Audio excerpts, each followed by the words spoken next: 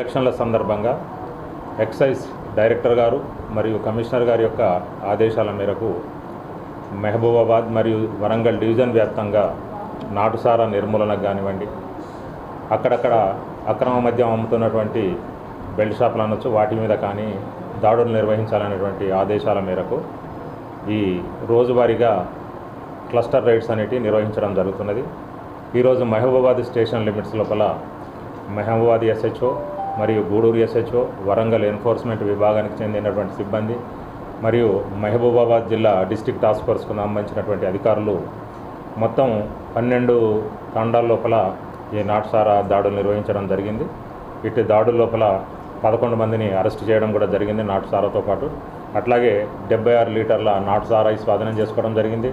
మరియు 5100 లీటర్ల బెల్లం పానకాన్ని కూడా ధ్వంసం చేయడం జరిగింది. ఈ బెల్లం పానకంతో నాటుసారా తయారు చేస్తారు, అట్టి దాన్ని కూడా ధ్వంసం చేయడం జరిగింది. అట్లాగే ఈ నాటుసారాకి ఉపయోగించేటువంటి 250 కిలోల నల్లబెల్లని కూడా స్వాధీనం చేసుకోవడం జరిగింది. అట్లాగే మనకి పట్టుబడినటువంటి 11 మంది వ్యక్తుల్లో ఒక వ్యక్తిని మనము బ్రీచ్ ఆఫ్ కేసుగా కూడా గుర్తించడం జరిగింది.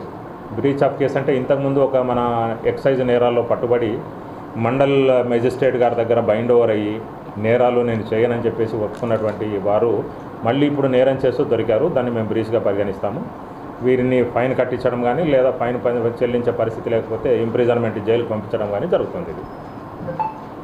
ఈ ఎలక్షన్స్ అయ్యేంత వరకు కూడా ఈ దాడులు నిరంతరంగా కొనసాగుతాయి. ప్లస్ డైరెక్టర్ గారి యొక్క ఖచ్చితమైనటువంటి ఆదేశాలు ఎందుకంటే మహబూబాబాద్ జిల్లా లోపల మిగతా ఏరియాస్తో కంపేర్ చేస్తే కొంత నాటుసారా ఎక్కువగా ఉన్నమాట వాస్తవము. దాన్ని ఎట్టి పరిస్థితిలో కూడా అరికట్టాలనేటువంటి ఆదేశాల మేరకు ఈ రెగ్యులర్గా రేట్స్ నిర్వహించడం జరుగుతున్నది. Thank you.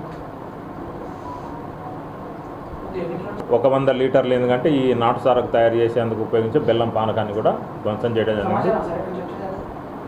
సమాచారం అంటే ఏం లేదు, మనకి ఈ తాండాలన్నీ కూడా మనకు ఐడెంటిఫై ఉన్నాయన్నమాట.